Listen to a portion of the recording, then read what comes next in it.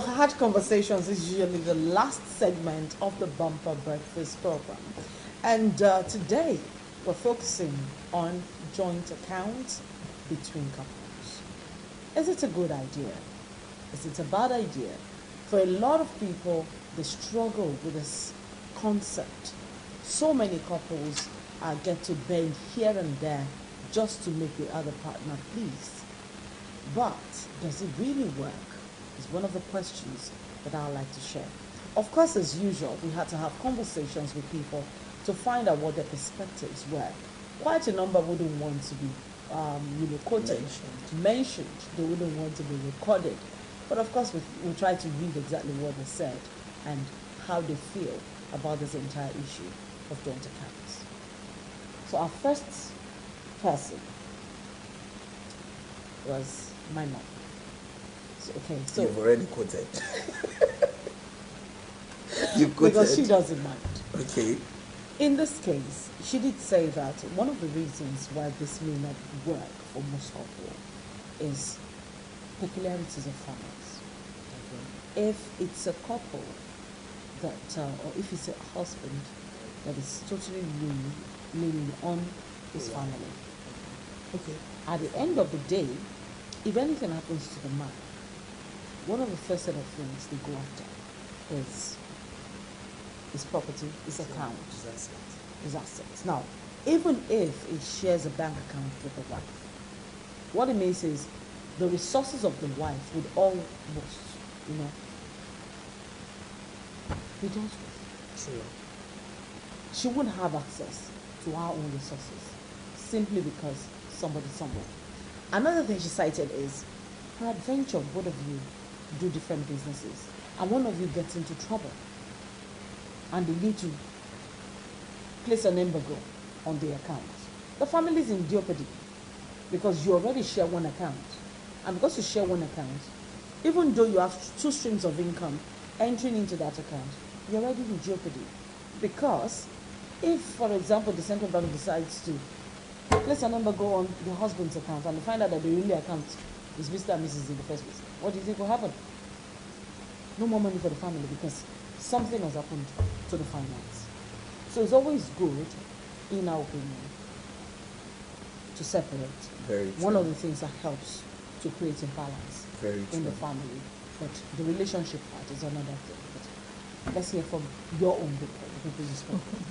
You know, I went into research. Yes. And checked what happens outside and what happens at home, and tried to juxtapose between families. And I discovered joint account works more in older couples than in younger couples. But this is very important. You see, over the past few years, marital rates and conflicts have been on the rise because of financial implications. The influence of finance in your relationship is a big deal. When money comes in, you just need to be careful. Do you know why it works between older couples? Because they are used to themselves. No. A 60-year-old man once said to me, when he gets a salary, what he does, he picks out ease from the salary and he gives the rest to the wife. Do you get it? When his income comes, it takes out, maybe after paying tax, maybe a 30%. And then he just gives it. So he doesn't care what she does with the money. He doesn't even ask questions. And you know what he doesn't do again? He doesn't ask her what she does with her own money.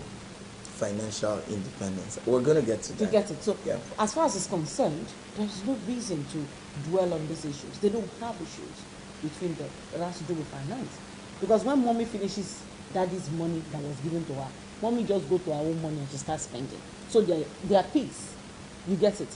So it tells you my wife is the accountant of the family. I work, my wife works, but I take my money, I take my portion out of it, what I will spend out of it, and then she disburses the money. She spends it. She's the one that does portioning. Okay, this child gets this. After they've discussed, so she's the implementer of their own decisions. So the children just know that even if we tell daddy to give us money, the person that will actually give us It's mommy. is mommy. So when they need to get a check, it is mommy that will sign the check. You get it? They just need to inform daddy, and daddy needs to inform mommy to go ahead and do it. So they live at peace. But how many people, how many younger couples will do that? Most younger men will not take their money, get their salary, and hand it over to their wives. You want to take a poll? Let's look at the men in the studio and ask how many of them will do it. You know, from the statistic I carried out, I discovered 25% said they will have a joint account. Only 25. 25% What said happened to they the will have. 75? The 75% said they should have individual accounts. Okay. So from all that, I was able to take out the advantages and the disadvantages. And that's what we're going to be talking about. You see, whether you plan to have a joint account or not, it's important you understand that the health of that relationship matters a lot. There are 7 problem areas of every relationship, every marital relationship. 7. I may not identify them today. I will identify them next week. The 7 capital problem areas of every marriage, every relationship. 7 of them. And you see, one of the main factors of these 7 is money. Money comes into play a very important role. We're back here again. It's still the bumper breakfast, and of course, Dr. Precious was talking about the issues that comes up in relationships. But I'm really interested in what we were about to say. When we went to that very early. You know, I was saying there are things to consider when you need to have a joint account, because it's very important you know what you're going into before you delve into it. In life, if you don't study the pros and the cons, you will lose your coin. So you need to check out these things. You need to understand the kind of family your husband is from. You need to check so many things.